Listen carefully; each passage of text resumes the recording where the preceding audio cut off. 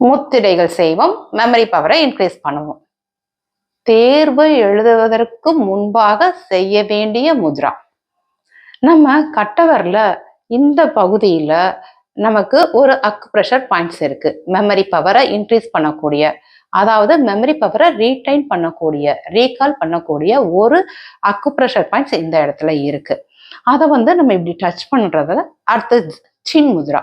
இந்த முத்ராவோட பேரு அர்த்த சின் முத்ரா. இது நமக்கு கான்சன்ட்ரேஷன், மெமரி பவர் எல்லாத்தையுமே ரீடைன் பண்ணி கொடுக்குது. அதாவது நம்ம படிச்சாதான் அந்த கொஸ்டினை எழுத முடியுமான்னு கேட்டா இல்லை. நம்ம படிக்கிறதுக்கு முன்னாடி அந்த சப்ஜெக்ட் டீச் பண்ணும் போது நம்ம அந்த கிளாஸ் ரூம்ல தான் இருந்திருப்போம். நம்ம கவனிச்சிருப்போம். கண்டிப்பா நம்ம லிசனிங் அங்க இந்த இடத்துல இருக்கும். படிக்கிறதுங்கிறது செகண்ட் திங். நம்ம லிசன் பண்ணியிருப்போம். ஸோ அந்த லிசனிங் பவரை எக்ஸாம் ஹால்ல ஏதோ ஒரு கிரியேட்டிவிட்டி கொஸ்டின் கேட்டாங்க, நமக்கு தெரியாம இருக்காது. கண்டிப்பா நம்ம மெமரியை ரீடைன் பண்ணி எழுத வைக்கக்கூடிய முத்ரா அர்த்த சின் முத்ரா.